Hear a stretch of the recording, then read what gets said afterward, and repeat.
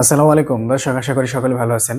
তো রমজান 2026 শসার বাজার দর কেমন থাকবে এটা নিয়ে আমি গত কয়েকদিন আগে একটা ভিডিও দিয়েছিলাম যে আপনারা প্রতি শতাংশ জমিতে কমপক্ষে 1 মণ শসা জমায়ে রাখেন। এবং আমি এখানে বলছিলাম যে এই রমজানে শসার বাজার আপনার প্রতি মণ 2200 থেকে 4000 টাকা এরকম থাকতে পারে। তো অলরেডি 2200 টাকার উপরে চলে গেছে। যেমন আমি কালকে তারাকান্দায় গিয়েছিলাম ময়মনসিংহের। ওইখানে কৃষকরা 2800 টাকা মণ দরে বিক্রি করতেছে প্রতি মণ শসা।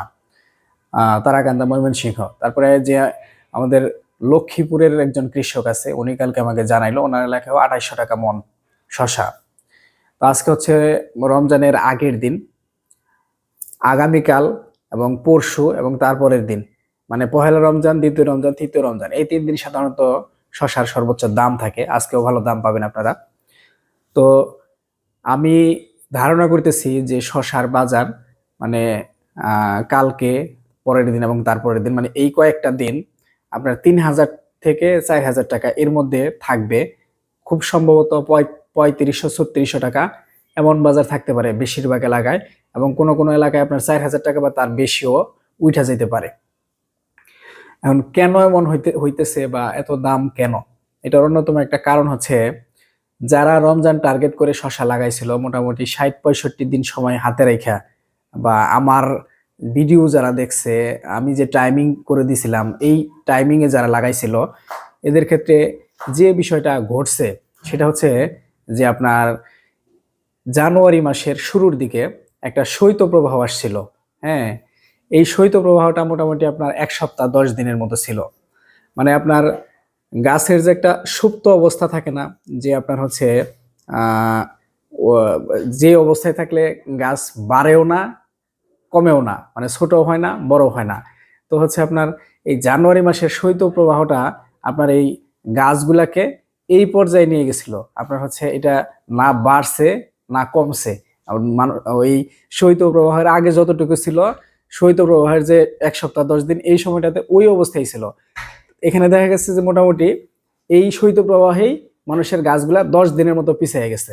তাহলে যারা টাইমিং করে লাগাইছিল যে রমজানের 10 দিন আগে থেকে শসা হারভেস্ট করা শুরু করবে এবং পহেলা রমজানে বা দ্বিতীয় রমজানে তাদের ভরপুর ফলন হবে, এরকম যারা টাইমিং করে লাগাইছিল, এখন দেখা গেছে কি যে এই 10 দিন পিছিয়ে যাওয়ার ফলে এখন তাদের শসা উঠাই শুরু হবে পহেলা রমজান বা দ্বিতীয় রমজানে, এবং তাদের ভরপুর ফলন শুরু হবে আপনার রমজানের 1 সপ্তাহ পর বা 10 দিন পর থেকে। যার ফলে এখন বাজারে শসার সরবরাহ বা যোগান খুবই কম, এবং শসার এই যোগান কম থাকার কারণে মূলত শসার বাজার এত বেশি। এবং এটা এখন যা আছে, আগামীকাল এবং পরশু বাজার আরো বেশি থাকবে বলে আমি ধারণা করতেছি। তো যারা আমার সাবস্ক্রাইবার আছেন, যারা আমার কৃষক আছেন, তো আপনারা যদি এই 2800-2900 টাকা বাজারে সন্তুষ্ট থাকেন, বিক্রি করে দিতে পারেন। আর যদি ঝুঁকি নেওয়ার চিন্তা ভাবনা থাকে যে দাম বাড়তে পারে কাল পরশু, তাহলে হচ্ছে শসা জমায়ে রাখেন, কাল পরশু বিক্রি করেন, আগেই তোলার তো দরকার নাই। তারপরে হচ্ছে সিদ্ধান্ত তো আসলে নিজেকে নিতে হবে।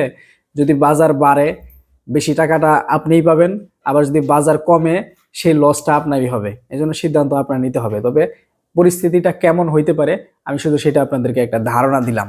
হ্যাঁ, আর হচ্ছে আপনার এলাকায় এখন শসা কত টাকা করে চলতেছে, প্রতি মনের দাম কত টাকা করে, এইটা একটু কমেন্ট করে জানাবেন। তাহলে আরো যারা দর্শক আছে, যারা ভিডিওটা দেখবে, তারা মোটামুটি একটা ধারণা পাবে যে সারা বাংলাদেশে এখন দাম বা বাজার কত করে চলতেছে। আর যে বিষয়টা লক্ষণীয় সেটা হচ্ছে সমস্ত দেশে একই রকম বাজার থাকবে না। হ্যাঁ, যে সমস্ত এলাকায় শসার চাহিদা কম, যোগান বেশি, মানে উৎপাদন বেশি হয়েছে, ওই সমস্ত এলাকায় দাম কিছুটা কম থাকতে পারে। আবার কোনো কোনো এলাকার ব্যাপারী বা ব্যবসায়ীরা একটু মানে দুষ্ট টাইপের থাকে, সিন্ডিকেট করে তারা দাম কম রাখে, অথচ অন্যান্য এলাকায় কিন্তু দাম বেশি থাকে। তো এইসব বিষয়ে সচেতন থাকতে হবে যে আপনার কি করলে দাম বেশি পাওয়া যাবে, এটা আপনাকে খুঁজে বের করতে হবে। হ্যাঁ, তো আশা করছি যে যারা শসা লাগাইছেন তারা একটা ভালো বাজার পাবেন, যাদের শসা হারভেস্ট করতে পারতেছেন। আর যাদের কয়েকদিন পরে উঠবে তাদেরও হয়তো হতাশ হওয়ার কিছু নাই। যেহেতু যোগান কম বা আস্তে আস্তে আসতেছে, তো দামও একবারে না কমে আস্তে আস্তে কমবে।